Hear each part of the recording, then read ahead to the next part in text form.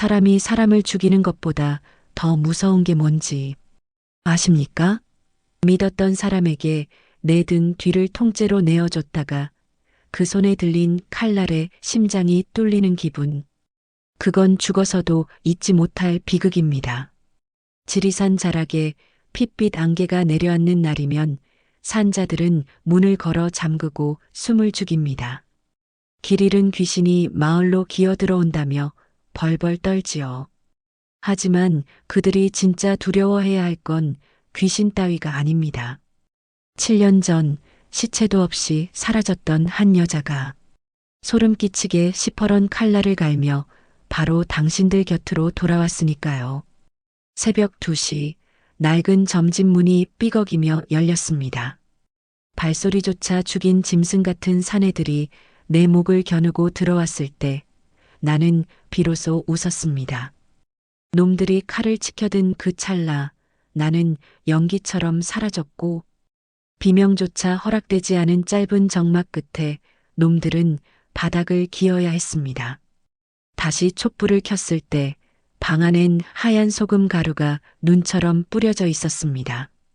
한 줌, 또 한 줌. 이 소금을 천주머니에 담으며 나는 맹세했습니다. 내 등에 칼을 꽂고 지금껏 발 뻗고 잘 살고 있을 그 인간들에게 똑똑히 보여주겠다고. 지옥이 어떤 곳인지 내가 직접 알려주겠다고 말입니다. 7년 전 그날 팀원들의 웃음소리가 아직도 귓가에 쟁쟁합니다. 서로의 목숨을 맡기자던 그 약속, 그 뜨거웠던 신뢰가 한순간에 얼음장 같은 배신으로 변하던 그 순간 나는 사람이기를 포기했습니다. 이제 준비는 끝났습니다. 나를 버리고 나를 죽이고 내 인생을 송두리째 짓밟은 당신들. 이제부터 내가 부리는 이 기이한 조화에 숨이 막혀 죽어보십시오. 내 복수는 이제 겨우 시작일 뿐이니까요. 이야기 시작 전 지금 듣고 계신 곳이 어디신지 댓글로 남겨주세요. 제가 건강운과 행복운을 함께 보내드릴게요. 자, 이야기 시작합니다. 수연이 그 점집에 처음 들어온 날은 한겨울이었어요. 눈이 무릎까지 쌓인 날, 지리산 자락 끝에 있는 그 버려진 건물 앞에 혼자 서서 오래도록 바라봤다고 했습니다. 전기도 끊겼고 마당에는 고양이 발자국만 찍혀 있었고 처마에 달린 방울 하나가 바람에 흔들리며 혼자서 울고 있었어요. 수연은 그 소리를 듣고 잠시 눈을 감았다가 문을 밀었습니다. 그게 7년 전 일이었어요. 그 후로 수연은 차수연이 아니었습니다. 이름도 바꿨고 머리도 길렀고 낡은 소복을 입고 마을 사람들의 점을 봐줬어요. 손님들이 알았겠어요? 이 젊은 무당이 어두운 방 안에서 삼갈 줄 알고 기다릴 줄 알고 사람의 목소리만으로 거짓말을 잡아낼 줄 안다는 것을요. 무당일이 그다지 낯설지 않았던 이유가 있었습니다. 임무와 구파는 생각보다 많이 닮아 있었어요.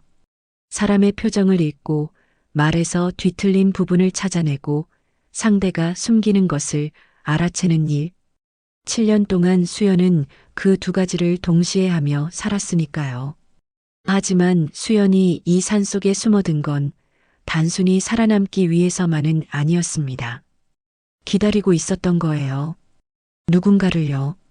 7년 전 그날로 잠깐 돌아가 볼게요. 수연이 팀원들과 마지막으로 함께했던 날, 작전명은 블랙아웃이었습니다. 팀장 강태호가 브리핑실에서 지도를 펼쳐놓고 손가락으로 포인트를 짚던 그 모습을 수연은 정확히 기억했어요. 수연이 먼저 들어간다. 우리가 뒤를 받친다. 그때 강태호의 목소리는 단단했어요. 흔들림이 없었습니다. 7년을 함께 뛴 팀이었으니까요. 서로의 등에 총구를 맞댄 채 살아 돌아오기를 반복해온 사람들이었으니까요. 수연은 의심하지 않았습니다. 그래서 먼저 들어갔어요. 그리고 혼자 남겨졌습니다. 뒤를 받친다던 팀원들은 오지 않았어요. 포위망은 수연 혼자 감당하기엔 너무 촘촘했고 탈출로는 하나씩 막혔고 신호를 보내도 응답은 없었습니다. 결국 수연은 적의 손에 넘어갔어요. 그 뒤에 있었던 일들은 여기서 전부 말씀드리기가 어렵습니다. 단 하나만 말씀드릴게요. 수연을 신문하던 방에 한쪽 벽에 작은 환기구가 있었어요. 그 환기구 너머에서 강태호의 목소리가 들렸습니다. 적의 목소리들 사이에서요. 강태호는 웃고 있었어요. 거래 중이었습니다. 수연을 넘기는 대가로 무언가를 받는 거래였어요. 수연은 그 순간 이상하게도 분노보다 먼저 선명하게 떠오른 게 하나 있었다고 했어요. 브리핑실에서 강태호가 지도 위에 손가락으로 포인트를 짚던 그 장면이었습니다. 그 손가락이 처음부터 자기를 가리키고 있었다는 것을 그제야 알았다고요. 그날 이후 강태호가 어떻게 됐는지 아세요? 블랙독 팀은 공식적으로 해체됐습니다. 하지만 팀원들은 각자 이름을 바꿔 민간 보안기업 그레이하운드로 흡수됐고 강태호는 그 기업의 실질적인 현장 총괄이 됐어요. 권한이 생겼고 돈도 생겼고 아무도 그를 건드리지 못했습니다. 그리고 수연은 공식 기록 위에서 죽었어요. 강태호가 그 보고서를 받은 날 팀원들과 삼겹살을 구워 먹었다고 했습니다. 소주를 마시면서 웃었어요. 다음 날 그는 양복을 차려입고 그레이하운드 신규 본부 입주 행사에 참석했습니다. 단상 위에서 마이크를 잡고 직원들에게 악수를 건넸어요. 환하게 웃으면서요. 그게 그 사람이었습니다. 7년이 흘렀어요. 수연은 그동안 이 산속에서 혼자 기다렸습니다. 언젠가 강태호가 이 근처에 나타날 거라는 걸 알고 있었어요. 수연이 7년 전 작전 현장에서 빼돌린 것이 하나 있었거든요. 강태호가 반드시 찾아야 하는, 그래서 반드시 이 지리산 자락으로 다시 올 수밖에 없는 그것이요. 그게 무엇인지는 아직 말씀드리기 어렵습니다. 다만 수연이 매일 아침 마당에 소금을 뿌리고 저녁엔 그 소금을 다시 걷어 주머니에 담아온 이유가 단순한 무속의식이 아니라는 것만은 말씀드릴 수 있어요. 이 산 전체를 자기 것으로 만들어두기 위한 준비였습니다. 그날이 오기 전에요. 그리고 그날이 왔습니다. 여름이 시작되던 어느 날 마을 뒷산에 포클레인이 들어왔어요. 연수원 건립 예정지라는 현수막이 붙었고 높다란 가림막이 세워졌습니다. 마을 사람들은 무슨 건물이 들어오나 어리둥절해했지만 수연은 달랐어요. 가림막 너머에서 들려오는 공사 소음 속에 하나의 목소리를 붙잡았습니다. 낮고 단단하고 익숙한 목소리였어요. 7년 동안 단 하루도 잊은 적 없는 그 목소리. 강태호였습니다. 수연은 마당 한가운데 서서 그 목소리를 듣고 눈을 한번 감았어요. 그리고 천천히 떴습니다. 눈동자가 달라져 있었어요. 조금 전까지 손님들의 사주를 봐주던 그 온화한 눈이 아니었습니다. 7년 동안 단 한 번도 꺼지지 않고 타오르고 있던 아주 차갑고 아주 조용한 무언가가 그 안에서 깨어나고 있었어요. 수연은 점집 안으로 들어갔습니다. 신장칼을 꺼냈어요. 손에 쥐어보더니 내려놓았습니다. 그리고 아까 마당에서 걷어 담은 소금 주머니를 집어들고 그 무게를 손바닥 위에서 한참 느꼈어요. 왜 칼 대신 소금을 먼저 집어들었을까요? 그 대답은 이 이야기의 끝에서 나옵니다. 마을 사람들이 처음 이상함을 느낀 건 공사가 시작되고 사흘째 되던 날이었어요. 포클레인 소리야 아침부터 저녁까지 산을 울렸으니 그러려니 했는데 문제는 용역들이었습니다. 가림막 안쪽에서 일하던 사람들이 어느 순간부터 마을 안으로 내려오기 시작했어요. 처음엔 슈퍼에서 담배를 사는 정도였습니다. 그 다음엔 골목길 어귀에 서서 마을을 둘러보더니 나중엔 논두렁 너머로 밖까지 들어오는 사람들이 생겼어요. 마을 어르신들이 뭐 하는 사람들이냐고 물으면 대답도 제대로 안 했습니다. 그냥 쳐다보기만 했어요. 눈빛이 이상했습니다. 공사장 일꾼의 눈빛이 아니었어요. 가장 나이 많은 어르신이 이 마을에서 70년을 사셨는데 그분이 그러셨어요. 저 사람들 뭔가 찾고 있어. 그 말이 나온 다음 날이었습니다. 공사 현장 소장이라는 사람이 직접 마을로 내려왔어요. 키가 크고 어깨가 넓은 사람이었는데 말투가 특이했습니다. 반말도 아니고 존댓말도 아닌 어딘가 위에서 내려다보는 듯한 말투였어요. 경로당 앞마당에 어르신들이 모여 계실 때 그 사람이 가림막 안을 향해 손짓하더니 말했습니다. 공사가 좀 길어질 것 같으니까 불편해도 이해해 주세요. 대신 주민 보상은 충분히 하겠습니다. 그러면서 현금이 든 봉투를 꺼냈어요. 어르신들 중에 봉투를 받으신 분은 아무도 없었습니다. 그게 소장의 심기를 건드렸어요. 그 사람은 봉투를 천천히 도로 넣으면서 목소리를 조금 낮췄습니다. 협조 안 하시면 저희도 방법이 없어요. 이미 허가는 다 났거든요. 그 순간 어르신 한 분이 지팡이를 짚고 일어나셨어요. 마을에서 가장 연세가 많으신 박정임 할머니였습니다. 올해로 83이셨는데 그분이 그 소장 앞으로 천천히 걸어가서 눈을 똑바로 마주치셨어요. 우리 밭 위로 저 큰 차들이 지나다니면서 둑이 무너졌어. 그 얘기 먼저 해봐. 소장이 피식 웃었습니다. 할머니, 그건 원래 오래된 둑이라서 그런 거고요. 저희 공사랑은 관계없어요. 박정임 할머니가 잠시 그 사람을 바라보다가 말씀하셨어요. 관계없어? 소장이 고개를 끄덕였습니다. 그리고 할머니 어깨 너머로 뒤에 서 있던 부하 직원들을 쓱 한번 봤어요. 이 늙은이가 뭘이라는 표정이었습니다. 그러더니 돌아서려 했어요. 그 순간 소장의 손목이 잡혔습니다. 수연이었어요. 언제 나타난 건지 아무도 몰랐습니다. 어르신들 뒤에서 조용히 지켜보고 계셨는데 어느새 소장 옆에 서 있었어요. 하얀 소복 위에 옅은 회색 겉옷을 걸친 차림이었는데 손은 아주 가볍게 마치 지나가다 팔을 스치듯 소장의 손목에 닿아 있었습니다. 그런데 소장이 움직이지 못했어요. 이 손, 수연이 말했습니다. 목소리가 낮고 고요했어요. 오늘 못 쓰겠네요. 소장이 눈살을 찌푸리며 팔을 빼려는 순간이었습니다. 으아! 비명소리가 경로당 마당을 가로질렀어요. 소장이 그대로 무릎을 꿇었습니다. 손목을 다른 손으로 감싸주면서요. 수연의 손가락이 소장의 손목을 실제로 꺾거나 비튼 게 아니었어요. 그냥 어떤 지점을 아주 정확하게 스쳐 지나갔을 뿐이었습니다. 그런데 소장의 손 안쪽에서 근육이 무언가 어긋나는 느낌이 왔던 거예요. 손가락 하나 움직이면 그 통증이 어깨까지 타고 올라오는 그런 상태가요. 수연은 소장이 무릎 꿇은 채 바닥을 보고 있는 동안 그 옆에 그냥 서 있었습니다. 목소리도 높이지 않았고 눈도 크게 뜨지 않았어요. 둑이 무너졌으면 고쳐드려야죠.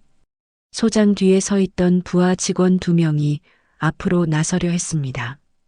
수연이 그쪽으로 눈을 돌렸어요. 딱 한 번, 아주 천천히요. 그것뿐이었는데 두 사람이 멈췄습니다. 나중에 어르신들이 말씀하셨어요. 그 눈빛이 무당의 눈빛이 아니었다고요. 짐승을 사냥하는 사람의 눈빛이었다고요. 소장이 손목을 붙잡은 채 일어섰어요. 얼굴이 빨개져 있었습니다. 분노와 당혹감이 섞인 표정이었는데 수연을 보는 눈빛엔 뭔가 다른 것도 섞여 있었어요.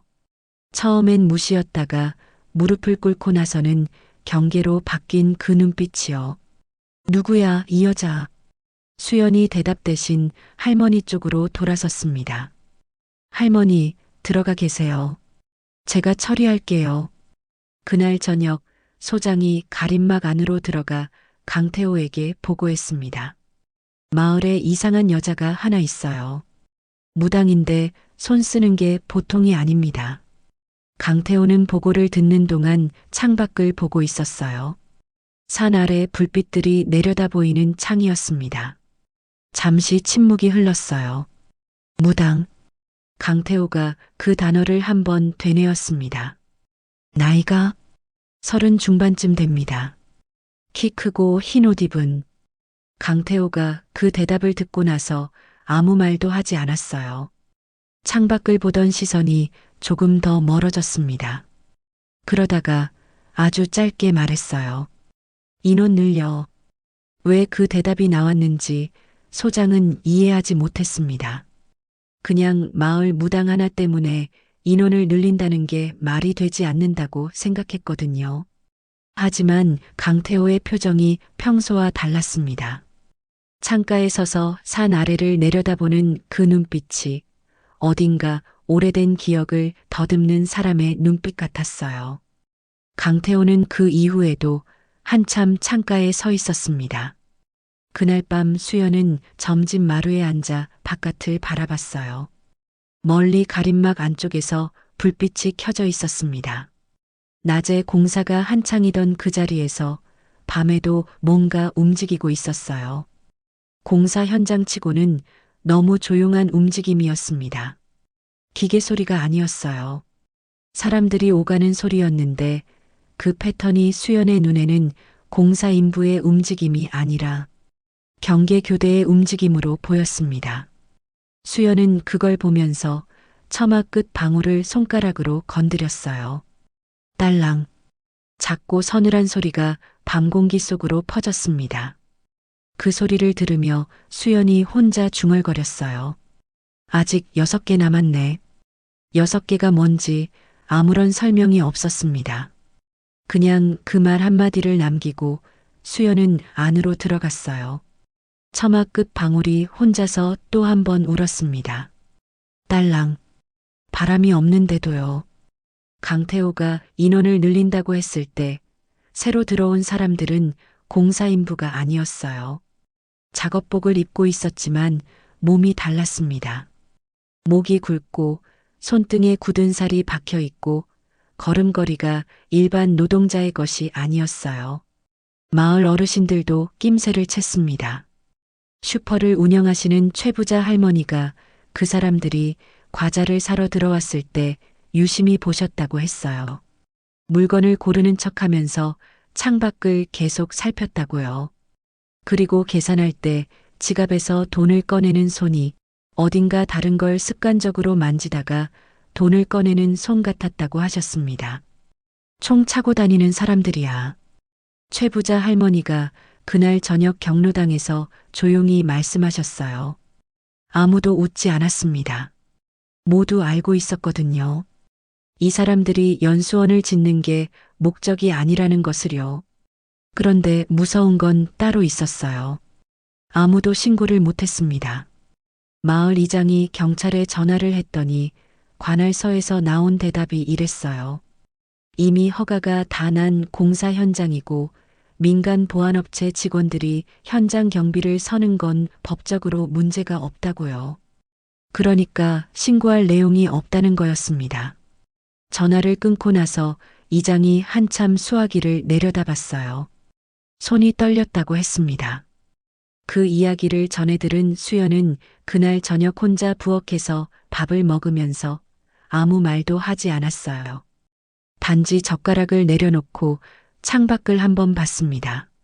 산이 가림막 안에서 불빛이 여기저기 흩어지는 게 보였어요. 경계 인원이 또 늘어났다는 뜻이었습니다. 수연이 조용히 일어나 설거지를 했어요. 그리고 방으로 들어가 신장칼을 꺼내 천으로 닦기 시작했습니다. 천천히, 아주 천천히요. 칼날에 불빛이 반사됐어요. 그 밤이었습니다. 강태호가 숲속으로 사람들을 보냈어요. 정찰이 목적이었습니다. 마을과 점집 사이의 숲 지형을 파악하고 그 무당이 실제로 위험한 인물인지 확인하라는 지시였어요. 네 명이 두 조로 나뉘어 산길로 올라갔습니다. 그들이 올라간 길은 수연이 7년 동안 매일 걸은 길이었어요. 어느 돌 밑에 무엇이 있는지, 어느 나무 뒤에 서면 아래가 다 보이는지, 비가 온 다음 날 어느 구간이 소리 없이 이동 가능한지를 수연은 몸으로 외우고 있었습니다. 첫 번째 조가 숲 중간 지점에 이르렀을 때였어요. 앞서 가던 사람이 갑자기 멈췄습니다. 발밑에서 뭔가 눌리는 감촉이 났어요. 실처럼 가는 무언가였는데 그게 뭔지 알아채는 순간 머리 위에서 소리가 났습니다. 딸랑. 방울 소리였어요. 그리고 어둠 속에서 무언가가 날아왔습니다. 와이어였어요. 무당방울이 달린 가는 강선이 허공을 가로질러 두 사람의 움직임을 순식간에 묶었습니다. 한 명은 나무에, 한 명은 자기 몸에 팔이 감긴 채 바닥에 쓰러졌어요. 비명을 지르려는 순간 입 앞에 손이 왔습니다. 수연이었어요. 검은 겉옷을 걸치고 소리도 없이 뒤에 서 있었습니다. 소리내면 다음엔 목이에요. 그게 전부였어요. 두 번째 조는 첫 번째 조의 신호가 없자 무전을 쳤습니다. 응답이 없었어요. 그 순간 나무 위에서 방울 소리가 또 울렸습니다. 딸랑. 두 번째 조도 사라졌어요. 기지로 돌아간 사람은 아무도 없었습니다. 강태호가 무전기를 내려다보며 잠시 생각에 잠겼어요. 그리고 옆에 있던 부하에게 말했습니다. 새벽에 다시 올려보내. 부하가 물었어요. 몇 명이나요? 강태호가 잠깐 생각하더니 말했습니다. 8. 그리고 덧붙였어요. 그리고 마을 저 노인네들 더 이상 돌아다니지 못하게 해. 부하가 그게 무슨 뜻인지 묻지 않았어요. 알아서 할 줄 아는 사람들이었으니까요. 이쯤에서 여러분께 한 분을 소개해 드려야 할 것 같아요. 박정임 할머니, 아까 경로당 앞에서 소장 앞에 지팡이를 짚고 일어서셨던 그분이요. 할머니는 이 마을에서 태어나 이 마을에서 70년 넘게 사신 분이었습니다. 3살배기 아들을 홍역으로 먼저 보낸 적도 있었고 남편도 농사일을 하다 쓰러져 잃은 나이에 여이셨어요. 그런데도 허리 한번 굽히지 않으셨던 분이었습니다. 마을에 무슨 일이 생기면 항상 제일 먼저 나서셨고 어려운 사람 있으면 자기 형편이 넉넉하지 않아도 뭐라도 싸서 들고 가시는 분이셨어요. 그 할머니가 수연에게 처음 말을 건 건 수연이 이 마을에 점집을 차린 지 몇 달 됐을 때였습니다. 할머니가 마당에 들어오더니 수연을 한참 봤어요. 그리고 말씀하셨습니다. 밥은 먹고 사냐? 수연이 대답했어요. 먹고 살아요. 혼자 사는 거 쉽지 않다. 할머니는 그 말만 하고 돌아서셨어요. 그 뒷모습을 수연이 한참 봤습니다. 그 다음 날부터 할머니가 이따금 반찬을 들고 오셨어요. 매일은 아니었습니다. 일주일에 한두 번 지나가는 길에 들렀다는 듯 툭 내려놓고 가시는 방식이었어요. 수연은 그럴 때마다 감사하다고 했고 할머니는 그 말에 대꾸도 없이 돌아서셨습니다. 그게 둘 사이의 방식이었어요. 7년 만에 처음으로 수연에게 문을 두드려 들어오는 사람이 생긴 거였습니다. 그 할머니가 다음날 아침 자기 밭에 나갔다가 낯선 남자들과 마주쳤어요. 가림막 안에서 내려온 사람들이었습니다. 할머니가 뭐 하는 사람들이냐고 물었더니 대답이 없었어요. 그냥 할머니 주변을 빙 둘러서더니 그중 하나가 말했습니다. 할머니, 당분간 밭에 나오지 마세요. 위험해요. 할머니가 눈을 가늘게 뜨고 물었어요. 내 밭이 왜 위험하냐? 그 남자가 웃었습니다. 친절한 척하는 웃음이었어요. 저희가 공사하는 동안은 이쪽으로 오시면 안 돼요. 규정이에요. 할머니가 지팡이로 땅을 한번 짚으시더니 말씀하셨어요. 규정? 니들이 내 밭에 규정을 만들어? 그 남자가 웃음을 거뒀습니다. 그리고 목소리를 낮췄어요. 할머니, 다치면 안 되잖아요. 다치면 안 된다는 말이었는데 그게 걱정이 아니라는 걸 할머니는 알았습니다. 70년을 살면서 그런 말투를 몇 번 들어보셨거든요. 협박이라는 게 꼭 소리를 높여야만 협박이 아니라는 것도요. 할머니가 아무 말 없이 돌아서셨어요. 집으로 걸어오시는 동안 지팡이 짚는 손이 떨렸습니다. 점집 마당 앞을 지나가시다가 잠깐 멈추셨어요. 수연이 마루에 앉아 있었습니다. 두 사람의 눈이 마주쳤어요. 할머니가 아무 말도 하지 않으셨습니다. 그런데 눈에 뭔가 맺혀 있었어요. 할머니 나이 83세 자기 밭에서 협박을 들으셨습니다.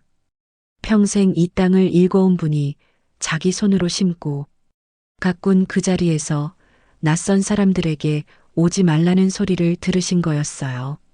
수연이 일어났습니다. 할머니 앞으로 걸어가서 말없이 할머니 손을 잡았어요. 손이 정말 거칠었습니다. 평생 흙을 만진 손이었어요. 관절마다 굳은 살이 박혀 있고 손가락이 조금씩 굽어 있는 그 손을 수연이 두 손으로 감쌌습니다. 할머니가 입술을 꼭 다무셨어요. 괜찮다.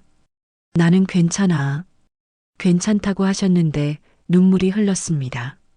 수연은 아무 말도 하지 않았어요. 그냥 그 손을 잡고 있었습니다. 한참을요.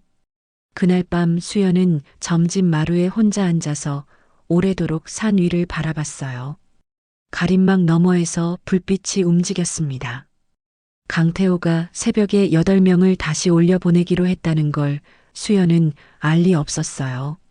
그런데도 그 밤 수연은 검은 겉옷을 미리 꺼내 개어두었습니다. 그리고 잠자리에 들지 않았어요. 창가에 앉아서 눈을 뜬 채로 새벽을 기다렸습니다. 강태호의 사람들이 얼마나 오든 이 산에서는 수연이 먼저였어요. 7년 동안 이 산의 모든 길을 외운 사람이 그 어둠 속에 이미 들어와 있었습니다. 새벽 2시 반이었어요. 공사장 외곽 초소 쪽에서 방울 소리가 울렸습니다. 딸랑, 딸랑. 그리고 잠시 후 초소의 불이 꺼졌어요. 공사장 외곽 초소에 배치된 사람은 둘이었어요. 한 명은 20대 후반, 다른 한 명은 30대 초반이었습니다. 군 특수부대 출신이라는 소문이 있었는데 실제로 그 두 사람은 야간 경계 근무를 서면서 한 번도 자세가 흐트러지지 않았어요. 2시간마다 교대하고 교대 시간 사이엔 초소 반경 50m를 규칙적으로 순찰했습니다. 프로의 움직임이었어요. 그런데 그날 새벽은 달랐습니다.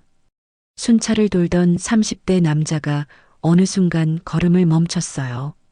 발밑에서 뭔가 밟혔거든요. 낙엽이었는데 소리가 이상했습니다. 낙엽 밑에 뭔가 깔려있는 소리였어요. 손전등을 내리비추려는 순간 머리 위에서 소리가 났습니다. 딸랑. 방울 소리가 나는 방향을 본 것이 실수였어요. 반대쪽에서 와이어가 날아왔거든요. 강선이 발목을 휘감는 데 걸린 시간은 1초도 채 되지 않았어요. 그 남자는 자기 몸이 옆으로 쓸려가는 감각을 느꼈고 다음 순간 등이 나무에 닿았습니다. 두 팔이 뒤로 감겨 나무 둥치에 고정됐어요. 소리를 지르려는데 입 앞에서 뭔가 차갑고 얇은 것이 스쳐 지나갔습니다. 신장칼 끝이었어요. 조용히 있으면 다치지 않아요. 수연의 목소리가 귓가에서 낮게 흘렀습니다. 초소 안에 있던 20대 남자는 동료가 돌아오지 않자 무전을 쳤어요. 응답이 없었습니다. 일어나 문을 열려는 순간 초소 지붕에서 뭔가 떨어졌어요. 향로 가루였습니다. 고운 백색 분말이 공기 중에 퍼지면서 눈앞이 뿌옇게 변했어요. 눈을 비비며 밖으로 뛰어나가려는 찰나 발이 걸렸습니다. 바닥에 이미 와이어가 깔려 있었어요. 그 남자는 앞으로 고꾸라지면서 손을 짚었는데 그 손 위로 수연의 발이 가볍게 올라왔습니다. 체중이 실린 게 아니었어요. 그냥 얹혔을 뿐인데 손목 안쪽 어느 지점이 눌리면서 팔 전체에 힘이 빠졌습니다. 그 남자는 그대로 엎어진 채 움직이지 못했어요. 수연이 그 옆에 쪼그려 앉아서 말했습니다. 기지에 연락하지 마세요. 하면 여기서 새벽을 맞아야 해요. 남자가 이를 악물며 고개를 들었어요. 수연의 얼굴을 봤습니다. 흰 소복 위에 검은 겉옷을 걸친 여자가 아무 표정 없이 자신을 내려다보고 있었어요. 무섭다는 느낌보다 이상한 느낌이 먼저 왔다고 나중에 그 남자가 말했습니다. 그 여자의 눈에 이 상황에 대한 흥분이나 긴장이 전혀 없었다고요. 그냥 해야 할 일을 하고 있는 사람의 눈이었다고 했어요. 초소의 불이 그렇게 꺼졌습니다. 강태호가 초소와 교신이 끊겼다는 보고를 받은 건 새벽 3시였어요. 그는 즉시 기지 안쪽 막사를 깨웠습니다. 8명이 2개조로 나뉘어 숲으로 들어갔어요. 장비를 갖추고 야시경을 착용하고 무전 채널을 통일한 채로요. 이번엔 정찰이 아니었습니다. 제거가 목적이었어요. 강태호는 기지 안에서 무전을 들으며 기다렸습니다. 첫 번째 교신은 숲에 진입한 지 3분 만에 왔어요. 이상 없음. 계속 전진. 두 번째 교신은 8분 후였습니다. 1조 이상 없음. 2조 응답해. 응답이 없었어요. 강태호가 무전기를 손에 쥔 채 눈을 가늘게 떴습니다. 세 번째 교신은 없었어요. 대신 12분이 지난 후 1조 쪽 무전이 갑자기 끊겼습니다. 기지 안에 남아있던 부하가 강태호를 돌아봤어요. 강태호는 그 시선을 받으면서 잠시 창밖을 봤습니다. 숲 쪽이 어두웠어요. 아무 소리도 들리지 않았습니다. 그게 더 이상했어요. 8명이 숲속에 있는데 아무 소리가 나지 않는다는 건 8명이 모두 조용해졌다는 뜻이었으니까요. 강태호가 말했습니다. 불 켜. 기지 외곽 조명이 일제히 켜졌어요. 그러자 숲 가장자리에서 뭔가 보였습니다. 8명이 각각 나무에 묶여 있었어요. 손이 뒤로 감기고 발목이 와이어로 고정된 채 각자 다른 나무에 기댄 모습이었습니다. 아무도 다치지 않았어요. 의식도 있었습니다. 그런데 움직이지 못했어요. 강태호가 그 장면을 가만히 봤습니다. 그리고 처음으로 표정이 굳었어요. 그때였습니다. 기지 울타리 바깥 조명이 닿지 않는 경계 지점에서 방울 소리가 울렸어요. 딸랑. 강태호가 그쪽으로 시선을 돌렸습니다. 아무것도 없었어요. 어둠뿐이었습니다. 그런데 그 어둠 속 어딘가에서 아주 낮고 고요한 목소리가 들려왔어요. 멀지 않았습니다. 담장 하나 너머였어요. 강태호 씨 이름이었습니다. 강태호의 이름이었어요. 그 순간 기지 안에 있던 모든 사람이 굳었습니다. 이름을 안다는 것, 그것도 이 어둠 속에서 담장 너머 정확히 강태호가 있는 방향을 향해 이름을 부른다는 것이 보통 일이 아니었거든요. 강태호는 굳지 않았어요. 천천히 그 방향으로 걸어갔습니다. 담장 앞에 서서 어둠을 바라봤어요. 아무것도 보이지 않았습니다. 누구야? 강태호가 물었어요. 목소리는 평정했습니다.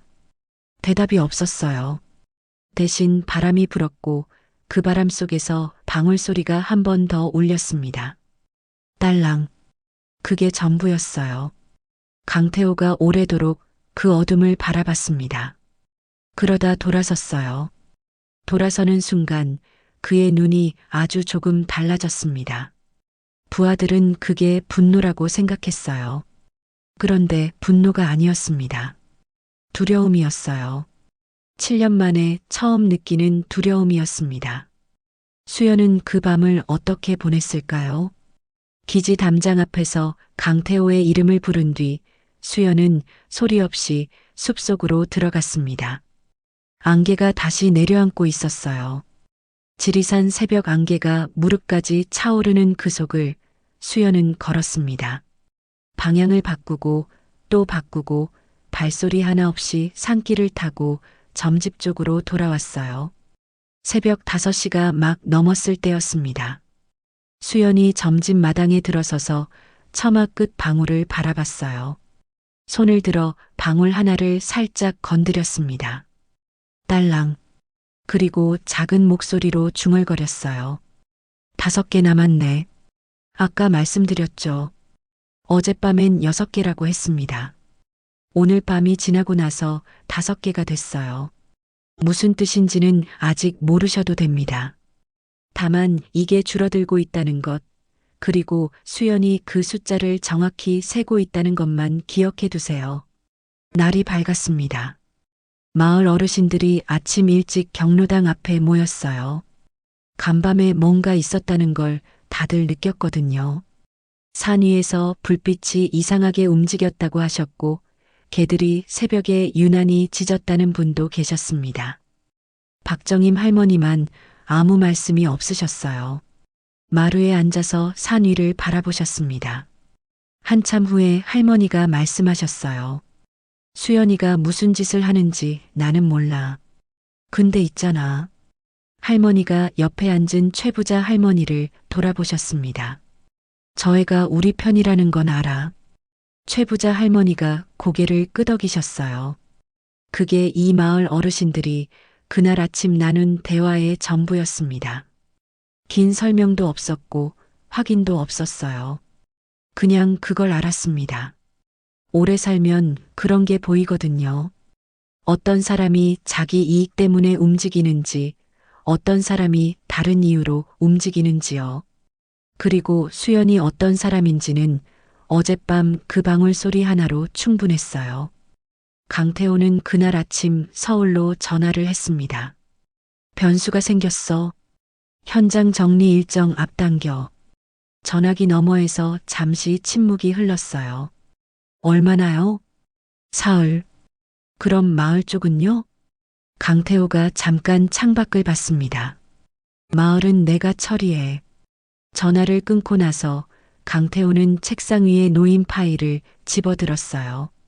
파일 안에는 이 지역 지적도와 주민 명단이 들어 있었습니다. 그걸 한 장 한 장 넘기다가 한 장에서 멈췄어요. 박정임, 83, 이 마을 최고령자. 강태호가 그 이름 위에 손가락을 올렸습니다. 오래 봤어요. 그리고 파일을 덮었습니다. 그 얼굴에 어떤 감정이 있었는지는 알 수가 없었습니다. 아무것도 드러나지 않았거든요. 그냥 덮었을 뿐이었어요. 그게 강태호라는 사람이 가장 무서운 순간이었습니다.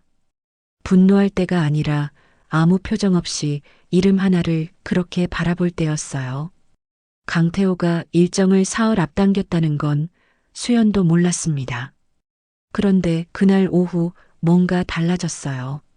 가림막 안에서 나는 소리가 바뀌었거든요.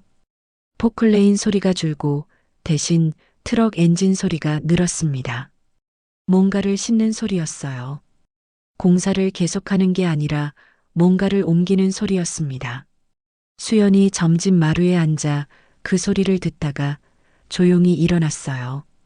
신발을 신고 마당을 나섰습니다. 산 중턱까지 올라가 가림막 너머를 내려다봤어요. 비탈 위에서 보면 가림막 안쪽이 조금 보이는 자리가 있었는데 수연이 7년 동안 이 산을 다니면서 알아둔 지점이었습니다. 거기서 본 것은 예상 밖이었어요. 컨테이너였습니다. 커다란 컨테이너 2개가 트럭 위에 실리고 있었어요. 덮개가 씌워져 있었는데 움직임이 조심스럽고 느렸습니다. 보통 짐을 싣는 방식이 아니었어요. 안에 든 것이 충격에 민감하거나 혹은 그것이 무엇인지 절대로 보여선 안 되는 종류의 물건이거나 둘 중 하나였습니다. 수연의 눈이 좁아졌어요. 그게 무엇인지 수연은 알고 있었습니다. 7년 전 블랙아웃 작전이 실패로 끝난 뒤 강태호가 적에게 넘긴 것이 있었어요. 수연이 작전 현장에서 빼돌린 건 바로 그것의 복사본이었습니다. 강태호가 이 지리산 자락까지 직접 내려온 이유, 연수원이라는 가림막을 치고 땅을 파기 시작한 이유가 거기 있었어요. 그 복사본을 찾아야 했거든요. 그게 세상에 나오는 순간 7년 동안 쌓아온 강태호의 모든 것이 무너지기 때문이었습니다. 그런데 지금 저 컨테이너를 싣고 있다는 건 방향이 바뀌었다는 뜻이었어요. 찾는 것을 포기하고 증거를 없애는 쪽으로 돌아선 겁니다. 수연이 산을 내려오는 걸음이 빨라졌어요. 점집에 돌아오자마자 수연은 마루 아래에서 작은 철제 상자를 꺼냈습니다. 안에는 USB 드라이브 하나가 들어 있었어요. 7년 동안 한 번도 열어보지 않은 상자였습니다.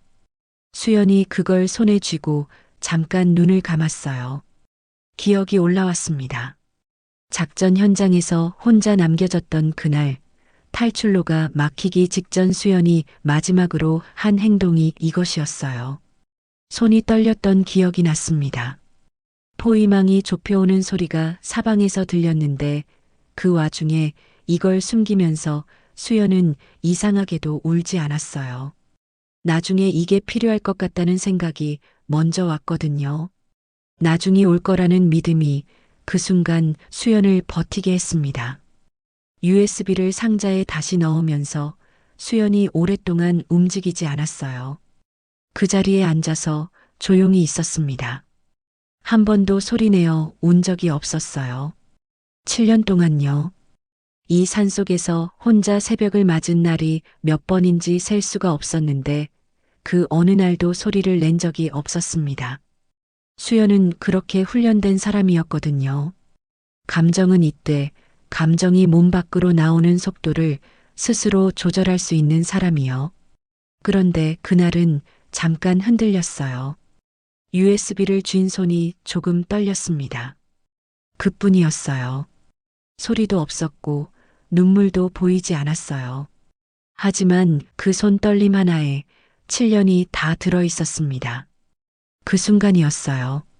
바깥에서 소리가 들렸습니다. 비명이었어요. 수연이 즉시 일어났습니다. 문을 열고 나갔어요. 마을 쪽 방향에서 사람들 소리가 났습니다. 뛰어가는 소리, 그리고 무언가 무너지는 소리가 섞여 있었어요. 경로당 앞이었습니다. 박정임 할머니가 그 자리에 있었어요. 할머니 양쪽에 강태호의 부하들이 서 있었습니다. 한 명이 할머니 팔을 잡고 있었어요. 헐겁게 잡은 게 아니었습니다. 할머니가 움직이지 못하도록 팔을 뒤로 꺾어 잡고 있었어요. 할머니 지팡이는 바닥에 쓰러져 있었습니다. 할머니가 비명을 지르거나 울거나 하지는 않으셨어요. 그냥 서 계셨습니다. 팔이 뒤로 꺾인 채로 입을 꼭 다물고 눈을 똑바로 앞을 향해 뜨고 계셨어요. 그 눈이 수연과 마주쳤습니다. 할머니가 아무 말씀도 하지 않으셨어요. 그냥 수연을 바라보셨습니다. 그 눈빛 속에 두려움은 없었어요. 대신 다른 것이 있었습니다. 수연에게 전하는 말 같은 것이요. 나는 괜찮으니까 내 할 일에. 수연이 그 눈빛을 받았어요. 잠시 멈췄습니다. 강태호가 없었어요. 부하들만 나와 있었습니다. 그중 하나가 수연을 보며 말했어요. 기지로 들어와요. 팀장님이 얘기하고 싶대요. 수연이 대답하지 않았습니다. 할머니를 봤어요. 할머니 팔을 잡은 사람의 손 위치를 봤습니다. 할머니 발 옆에 떨어진 지팡이를 봤어요. 그리고 이 자리에 몇 명이 있는지 세었습니다. 6이었어요. 수연이 이기지 못할 숫자가 아니었습니다. 그런데 할머니 팔이 뒤로 꺾여 있었어요. 수연이 먼저 움직이는 순간 저 손이 더 세게 조여들 거라는 걸 알았습니다. 수연이 천천히 손을 들었어요. 두 손을요. 알겠어요. 가림막 안으로 들어가는 수연을 주민들이 지켜봤습니다. 최 부자 할머니가 멀찍이 서서 그 모습을 보다가 손으로 입을 막으셨어요. 이장이 달려가려다 다른 주민이 팔을 붙잡았습니다. 가면 같이 잡힌다고요. 아무것도 할 수 없는 사람들이 그냥 서서 보는 수밖에 없었습니다. 그게 가장 잔인한 순간이었어요. 내가 아무것도 할 수 없다는 걸 아는 순간이요. 박정임 할머니는 수연이 가림막 안으로 들어간 뒤에도 한동안 그 자리에 서 계셨어요. 팔을 잡고 있던 부하가 놓아졌는데도 움직이지 않으셨습니다. 지팡이를 주우려다 그냥 그 자리에서 멈추셨어요. 할머니 눈에서 눈물이 흘렀습니다. 소리도 없이 그냥 흘렀어요. 70년을 이 마을에서 살면서 자기 때문에 누군가 위험에 처하는 건 처음이었습니다. 그게 83세 할머니를 무너뜨렸어요. 강태호의 부하들이 아니라 자기 때문에 수연이 저 안으로 걸어 들어갔다는 생각이요. 최 부자 할머니가 달려가 할머니 손을 잡았습니다. 정임아. 할머니가 고개를 저었어요. 내가 그 애를 잡아먹었어. 강태호가 기지 안쪽 방에 앉아 있었습니다. 수연이 문을 열고 들어섰어요. 7년 만에 마주보는 얼굴이었습니다. 강태호는 변했어요. 살이 붙었고 머리에 흰 것이 섞였고 양복이 잘 맞았습니다. 성공한 사람의 외형이었어요. 테이블 위엔 커피가 2잔 놓여 있었습니다. 강태호가 수연을 보며 말했어요. 앉아. 수연은 앉지 않았습니다. 강태호가 피식 웃었어요. 7년 만인데 반갑지도 않냐? 수연이 대답하지 않았습니다. 강태호가 커피 한 잔을 들더니 아주 천천히 마셨어요. 급한 게 없는 사람처럼요. 그리고 잔을 내려놓으면서 말했습니다. 솔직히 살아있을 줄은 몰랐어. 대단하다 진짜. 칭찬이었어요. 진심인 것 같기도 했습니다. 그게 더 이상했어요. 자기가 팔아넘긴 사람한테 7년 만에 만나서 대단하다고 하는 사람이요. USB 어디 있어? 본론이었습니다. 수연이 말했어요. 기지 밖에 있어요. 강태호가 눈을 가늘게 떴습니다. 기지 밖 어디? 저만 아는 곳에요. 강태호가 잠시 수연을 봤어요. 그리고 고개를 끄덕였습니다. 그래, 그럴 줄 알았어. 그래서 협상하자는 거잖아. 협상이라고 했습니다. 이 상황을 협상이라고 불렀어요. 수연이 강태호의 얼굴을 봤습니다. 7년 동안 이 얼굴을 기억 속에서 수없이 꺼내봤는데 실제로 마주하니 이상하게 아무 감정이 올라오지 않았어요. 분노도 두려움도 아니었습니다. 그냥 차가웠어요. 머릿속이 아주 선명하고 차가웠습니다. 조건이 뭐예요? 수연이 물었어요. 강태호가 웃었습니다. 간단해. USB 넘기면 마을 사람들 건드리지 않아. 너도 그냥 보내줘. 없었던 일로 하는 거야. 없었던 일이었습니다. 7년이 없었던 일이었어요. 수연이 고개를 끄덕였어요. 알겠어요. 강태호가 부하 둘을 수연과 함께 내보냈습니다. USB를 가지러 가는 길이었어요. 수연이 앞서 걷고 부하 둘이 양옆에서 따라갔습니다. 가림막을 나와 산길로 접어들었어요. 그 순간 여러분은 이상하다고 느끼셔야 합니다. 수연이 너무 쉽게 들어갔거든요. 그리고 너무 쉽게 나왔어요. 산길을 200m쯤 올라갔을 때였습니다. 수연이 멈췄어요. 여기에요. 부하들이 주위를 둘러봤습니다. 바위가 하나 있었어요. 수연이 그 바위 아래를 손으로 더듬더니 작은 방수 주머니를 꺼냈습니다.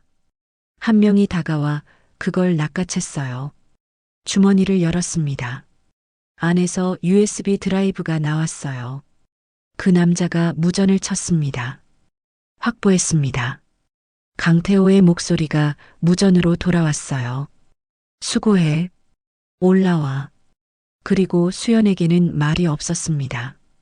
약속이 있었어요. 보내준다는 약속이요. 그런데 그 약속이 지켜질 거라고 수연은 처음부터 믿지 않았습니다.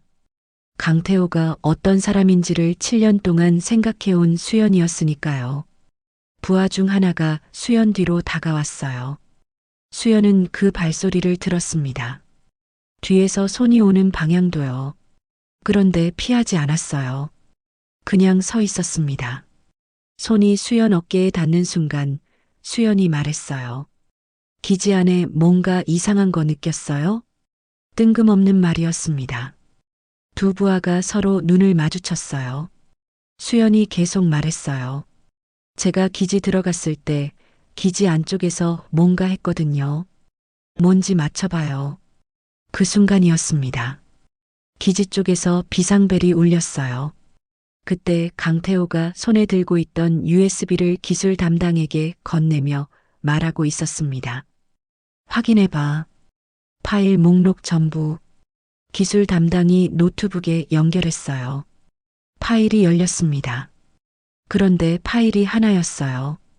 텍스트 파일 하나였습니다. 제목은 이랬어요. 7년 전 오늘 당신이 한 일. 강태호가 그 파일 제목을 봤어요.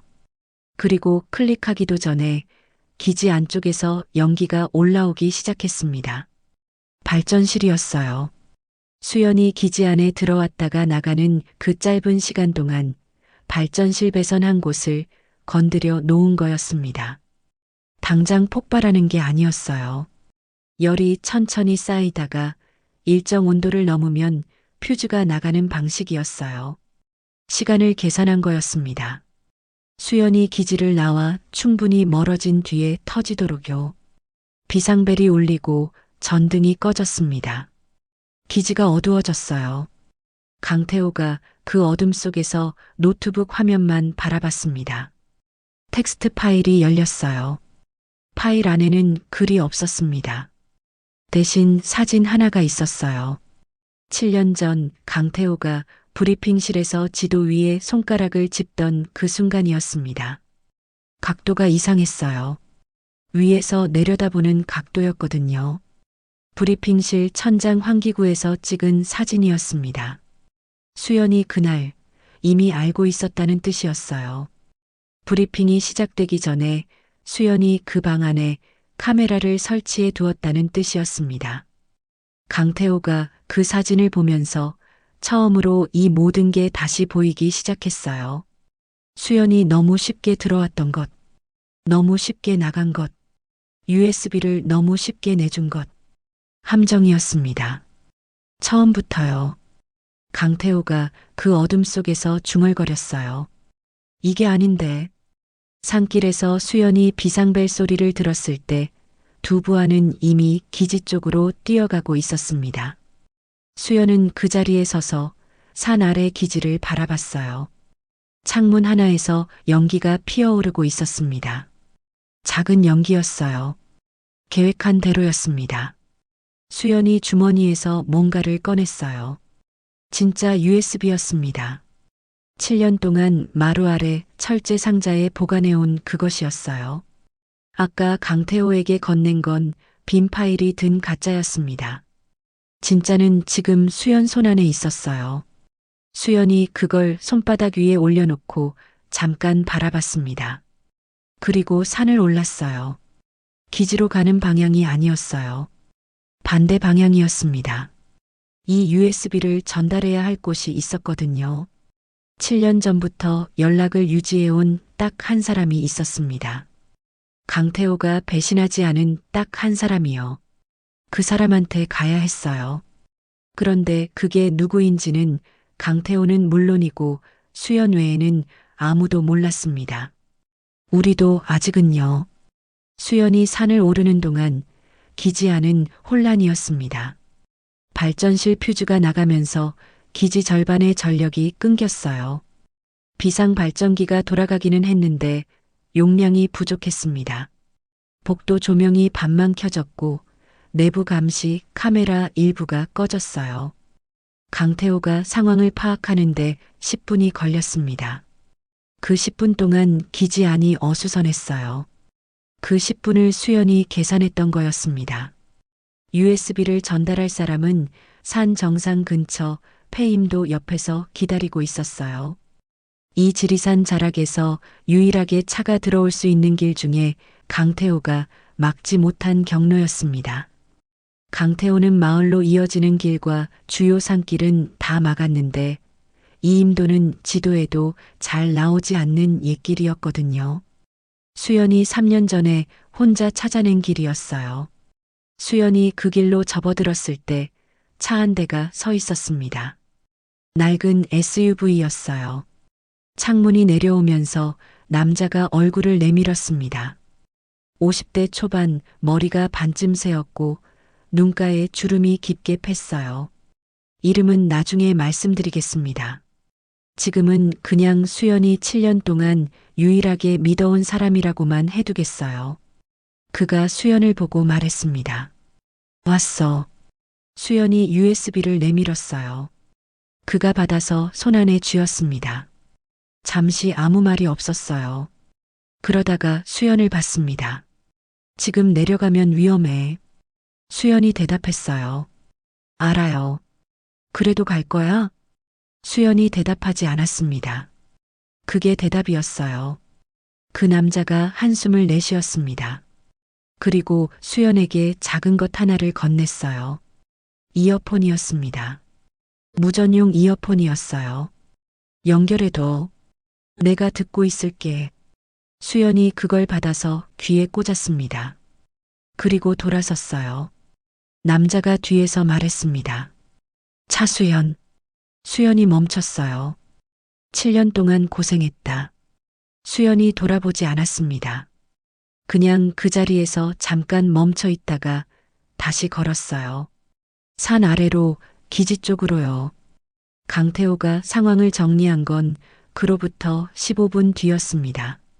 가짜 USB라는 걸 확인했고 발전실 상태를 파악했고 수연이 이미 기지 밖으로 나갔다는 것도 알았어요. 부하들을 산 위로 올려보냈는데 돌아온 대답은 이랬습니다. 사라졌습니다. 강태호가 그 말을 듣고 잠시 눈을 감았어요.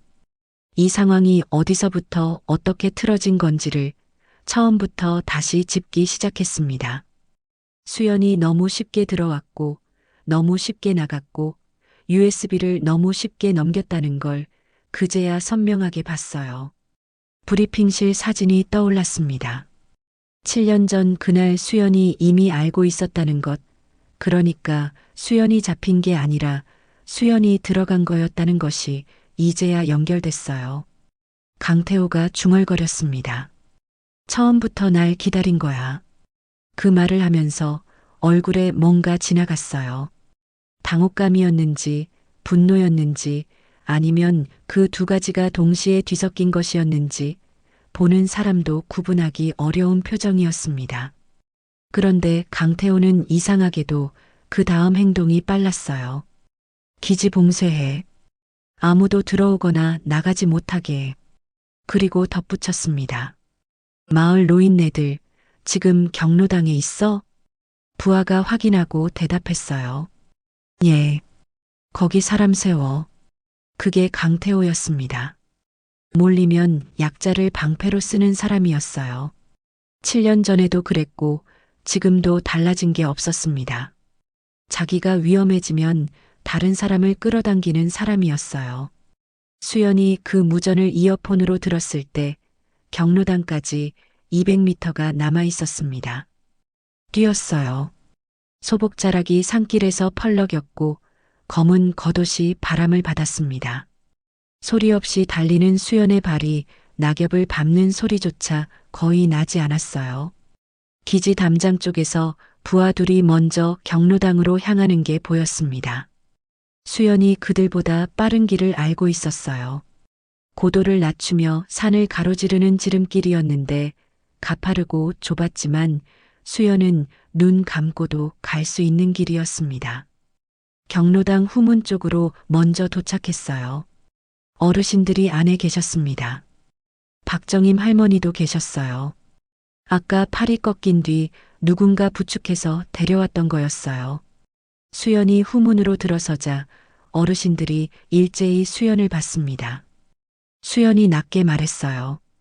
다들 바닥에 앉으세요. 창문 쪽으로 가지 마시고요. 그것만 했습니다. 설명이 없었어요. 그런데 어르신들이 말없이 움직이셨어요. 오래 살면 어떤 순간에 어떻게 해야 하는지 몸이 먼저 아는 법이거든요. 박정임 할머니가 수연 손을 잡았습니다. 다쳤어? 수연이 고개를 저었어요. 할머니가 수연 손을 꼭 쥐었다가 놓으셨어요. 더 이상 아무 말씀도 하지 않으셨습니다. 그게 이 두 사람 사이의 방식이었어요. 수연이 경로당 앞문 쪽으로 갔습니다. 강태호 부하들이 앞쪽에서 들어오는 게 보였어요. 수연이 문을 열었습니다. 먼저 나갔어요. 바깥에서 맞닥뜨린 건 3명이었습니다. 그 중 하나가 말했어요. 팀장님이 다시 들어오래요. 수연이 대답하지 않았어요. 3명이 에워쌌습니다. 앞 하나, 양옆 하나씩이었어요. 훈련된 포위 방식이었습니다. 수연이 그 자리에서 움직이지 않았어요. 그냥 서 있었습니다. 눈이 천천히 셋을 차례로 봤어요. 누가 먼저 움직일지, 어느 쪽이 더 빠른지, 어느 방향에 빈틈이 있는지를 보는 눈이었습니다. 앞에 선 남자가 손을 뻗었어요. 수연이 그 손이 닿기 직전에 비켜섰습니다.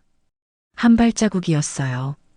그런데 그 한 발자국이 정확히 그 남자의 팔이 뻗어나가는 방향의 옆이었습니다. 중심을 잃은 남자의 팔꿈치 안쪽을 수연의 손날이 스쳐 지나갔어요. 가볍게 스쳤는데 남자가 팔을 감싸쥐며 무릎을 꿇었습니다. 오른쪽 남자가 달려들었어요. 수연이 뒤로 한 발 빠지면서 그 남자의 어깨를 잡아당겼습니다. 달려오는 힘을 그대로 써서 옆으로 비켜보낸 거였어요. 그 남자가 앞으로 꼬꾸라졌습니다. 왼쪽 남자가 주춤했습니다. 수연이 그쪽을 봤어요.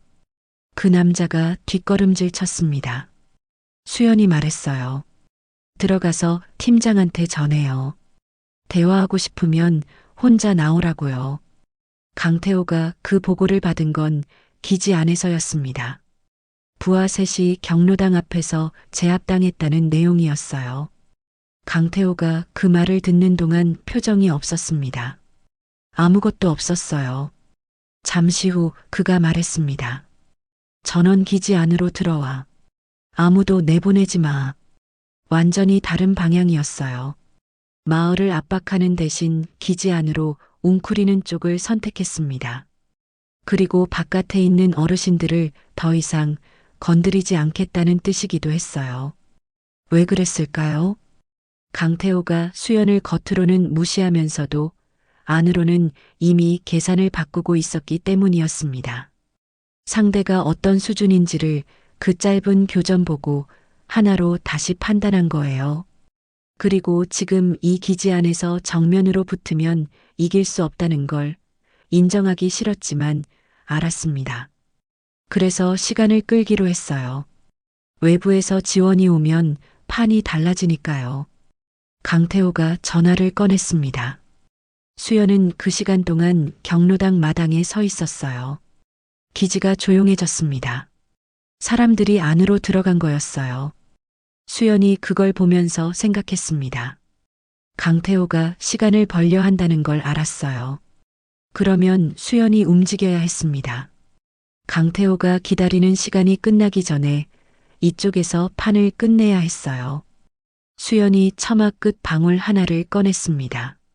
주머니 안에 있던 방울이었어요. 이어폰에 대고 말했습니다. 들어가요. 이어폰 너머 남자가 물었어요. 지금이요. 잠시 침묵이 흘렀습니다. 알겠어. 수연이 이어폰을 빼서 주머니에 넣었어요. 그리고 처마 끝 방울을 손바닥 위에 올렸습니다. 방울이 흔들렸어요.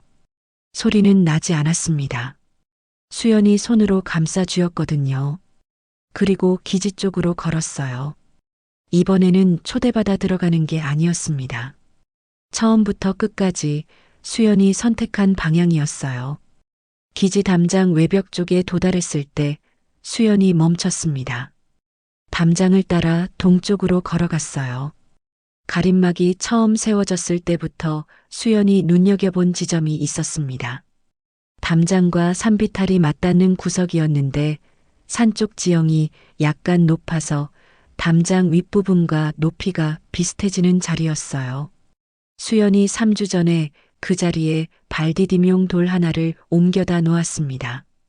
아무도 눈치채지 못하게 그냥 산에 원래 있던 돌처럼 보이게요. 수연이 그 돌 위에 올라섰습니다. 담장 위로 손이 닿았어요. 몸을 올렸습니다. 담장 위에서 잠깐 기지 안을 내려다봤어요. 불이 반만 켜진 기지 안쪽이 보였습니다. 사람들이 건물 안에 들어가 있었고 외부 경계는 2명이 서 있었어요. 2명이었습니다. 수연이 담장 안쪽으로 내려섰어요. 기지 안에서 그 다음 15분 동안 일어난 일을 여러분께 설명드리기가 쉽지 않아요. 너무 빠르게 일어났거든요. 나중에 강태호 부하들 중 한 명이 그 시간을 이렇게 표현했습니다. 불이 꺼진 복도에서 방울 소리가 들렸는데 그 소리가 어느 방향에서 나는지 알 수가 없었다고요.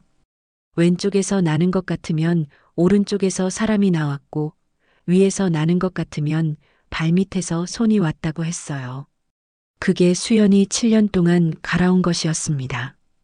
방울이 소리를 만들고 그 소리가 시선을 끌고 그 시선의 반대편에서 수연이 움직이는 거였어요. 무당의 구판에서 방울이 귀신을 부르는 도구라면 수연의 손에서 방울은 시선을 만드는 도구였습니다. 복도에서 3명, 보급실 앞에서 2명, 계단 쪽에서 2명이 각자 다른 방식으로 무력화됐어요. 한 명은 와이어에, 한 명은 문 모서리에, 또 한 명은 자기 동료와 부딪히는 방식으로요. 소리가 없었습니다. 비명도 없었어요. 그냥 한 명씩 불 꺼진 기지 안에서 사라졌습니다. 강태호가 기지 안쪽 방에서 외부 전화를 마쳤을 때 복도가 너무 조용했어요. 문을 열었습니다. 복도 불이 다 꺼져 있었어요. 비상등 하나만 붉게 깜빡이고 있었습니다. 바닥에 아무도 없었어요. 서 있어야 할 사람들이 없었습니다. 강태호가 무전기를 들었어요. 응답이 없었습니다. 다시 눌렀어요. 여전히 없었습니다. 그때 복도 끝에서 방울 소리가 들렸어요. 딸랑. 강태호가 그쪽을 봤습니다. 어둠이었어요. 비상등 불빛이 닿지 않는 어둠이었습니다. 그 어둠 속에서 수연이 걸어 나왔어요. 흰 소복에 검은 겉옷이었습니다. 손에 방울을 쥐고 있었어요. 신장칼은 보이지 않았습니다. 맨손이었어요. 강태호가 수연을 보면서 말했습니다. 혼자 왔어. 진술이었어요. 놀람도 두려움도 아니었어요. 그냥 확인하는 말이었습니다. 그게 강태호의 방식이었어요. 어떤 상황에서도 목소리를 유지하는 것이요. 수연이 말했습니다. 팀장님이 혼자 나오라고 했잖아요. 강태호가 그 말을 듣고 잠깐 눈을 내리깔았다가 다시 들었습니다.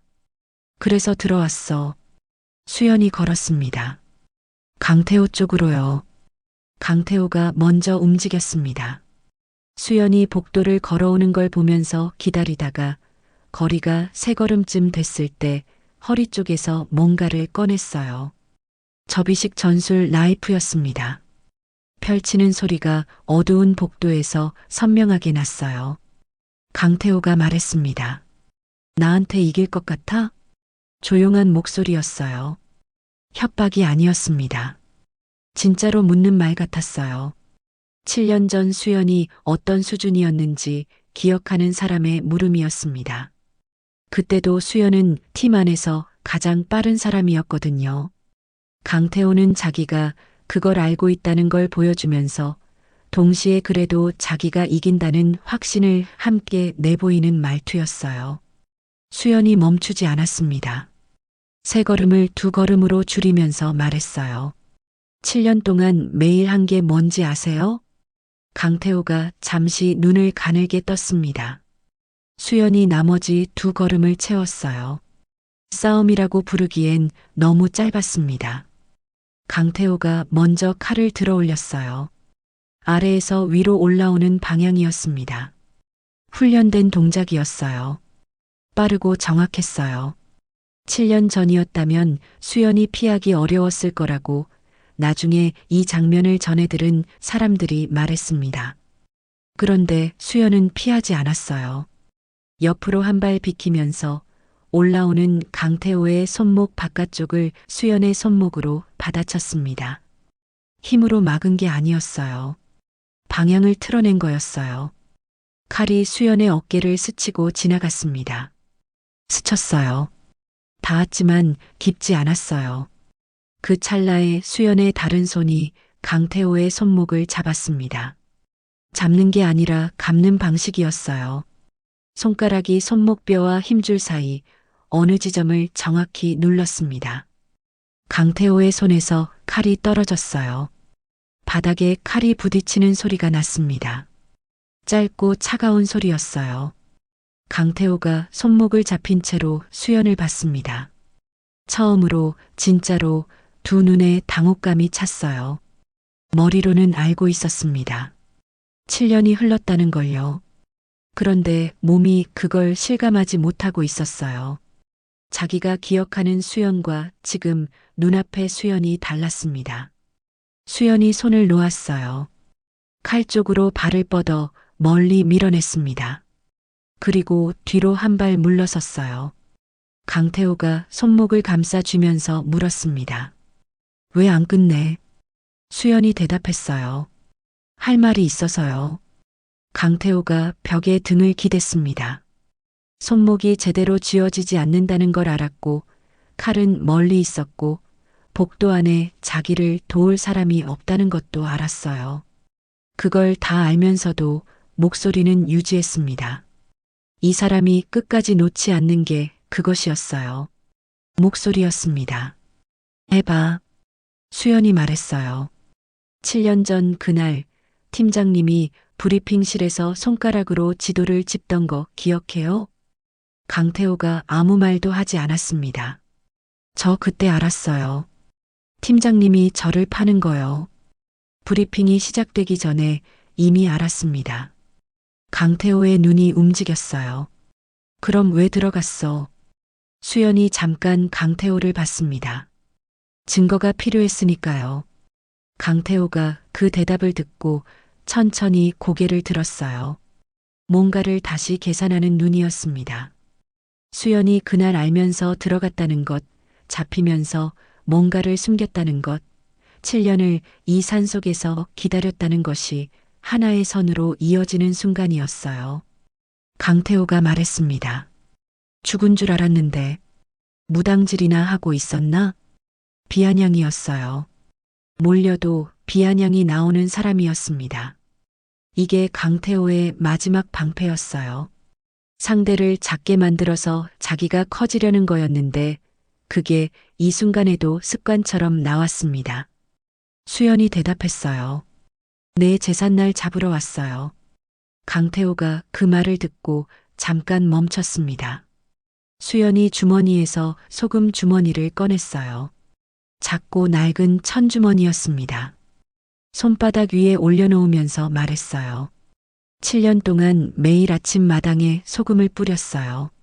저녁엔 걷었고요. 왜 그랬는지 알아요? 강태호가 대답하지 않았습니다.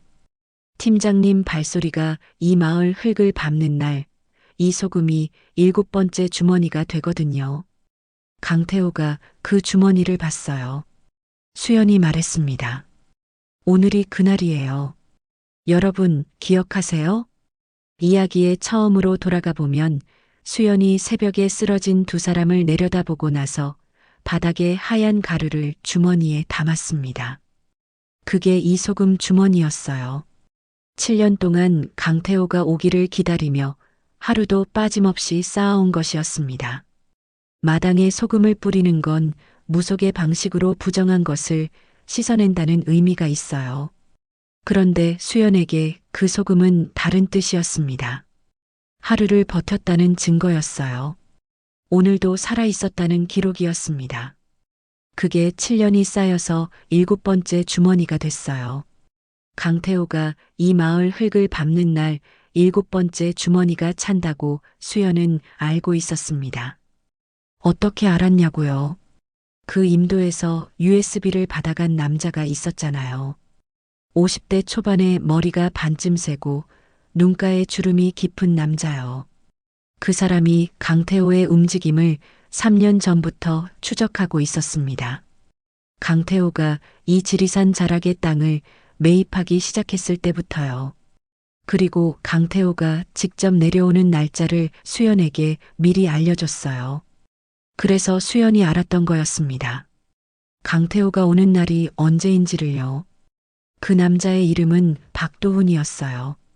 7년 전 블랙아웃 작전 당시 팀의 외부 지원 담당이었던 사람입니다. 강태호가 유일하게 배신하지 않은 사람이라고 했는데 배신하지 않은 게 아니었어요. 그 사람은 처음부터 강태호의 사람이 아니었습니다. 수연의 사람이었어요.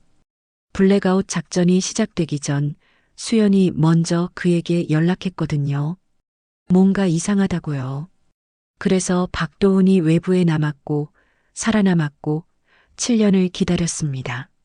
수연이 혼자 이 산속에서 기다리는 동안 박도훈은 바깥에서 기다렸어요. 둘이서 같이 기다린 거였습니다. 수연이 혼자가 아니었어요. 처음부터요. 강태호가 그 소금 주머니를 보면서 오래 말이 없었습니다. 그러다 말했어요. 그래서 뭐가 달라져? 내가 여기서 잡혀도 위에 사람들이 있어. 나 하나 없어진다고 끝나는 게 아니야. 수연이 고개를 끄덕였습니다. 알아요. 그럼 뭘 원해? 수연이 대답했어요. 팀장님만 원하는 게 아니에요. 팀장님이 그 위에 누구한테서 받았는지, 7년 전 그 거래에서 무엇을 받았는지, 그 돈이 어디로 갔는지를 원해요. 그게 전부 그 USB 안에 있거든요. 강태호가 그 말을 듣고 눈이 변했습니다. 이제야 알았어요. 수연이 가짜 USB를 넘긴 것, 진짜 USB를 박도훈에게 전달한 것, 그게 협상이 아니라는 걸요. 이미 제출된 거였습니다. 강태호가 이 복도에서 어떤 선택을 하든 상관없이 이미 가야 할 곳으로 간 거였어요. 강태호가 낮게 말했습니다. 처음부터 날 살려둘 생각이었네. 수연이 대답하지 않았어요. 강태호가 피식 웃었습니다. 이번 웃음은 아까와 달랐어요. 비아냥이 아니었습니다. 뭔가 다른 감정이 섞인 웃음이었어요. 자기가 졌다는 걸 아는 사람의 웃음이었습니다. 신령님이 뭐래? 수연이 말했어요. 너는 지옥 가래. 수연의 신장칼이 허공을 가로질렀습니다. 강태호가 들고 있던 무전기가 두 동강 났어요. 전화를 걸 수 없게 됐습니다. 그리고 신장칼 끝이 강태호의 목줄기 가까이에서 멈췄어요. 닿지 않았습니다. 거기서 멈췄어요. 강태호가 그 칼 끝을 봤습니다. 그리고 수연의 눈을 봤어요. 수연의 눈이 흔들리지 않았습니다. 두려움도 분노도 아니었어요. 7년 동안 이 순간을 향해 걸어온 사람의 눈이었습니다. 다 왔다는 눈이었어요. 강태호가 천천히 두 손을 들었습니다. 그게 끝이었어요. 기지 바깥에서 차 소리가 들렸습니다. 여러 대였어요. 박도훈이 움직인 거였습니다. USB를 받아서 올라가자마자 연락했고 준비해 두었던 팀이 내려오는데 걸린 시간이 딱 이만큼이었어요. 수연이 기지 안에서 걸린 시간과 바깥에서 차가 도착하는 시간이 맞아 있었습니다. 이것도 수연이 계산한 거였어요. 기지 불이 꺼졌을 때부터 복도에서 강태호와 마주쳤을 때까지 수연은 시간을 재고 있었던 겁니다. 강태호가 기지 밖으로 나오는 걸 박정임 할머니가 보셨습니다. 경로당 마당에서요. 어르신들이 다 나와 계셨어요. 차들이 들어오고 강태호가 손이 묶인 채 나오는 걸 보셨습니다. 할머니가 아무 말씀도 하지 않으셨어요. 그냥 서서 보셨습니다. 그런데 손이 달랐어요. 아까까지 지팡이를 잡은 손이 떨렸는데 지금은 안 떨렸습니다. 수연이 기지에서 나왔어요. 어깨에 스친 자리가 옷 위로 번져 있었습니다. 강태호의 칼이 닿은 자리였어요. 수연이 그걸 손으로 눌렀어요. 깊지 않았습니다. 할머니가 수연 쪽으로 걸어오셨어요. 지팡이를 짚고 천천히요. 수연 앞에 서서 할머니가 수연 어깨에 상처를 받습니다. 그리고 말씀하셨어요. 많이 아파? 수연이 고개를 저었습니다. 할머니가 수연의 소복 소매 끝을 손으로 잡으셨어요. 꼭 쥐셨습니다. 잘했다. 그 세 글자가 전부였어요. 수연이 그 손을 내려다봤습니다. 7년 동안 이 말을 들은 적이 없었어요.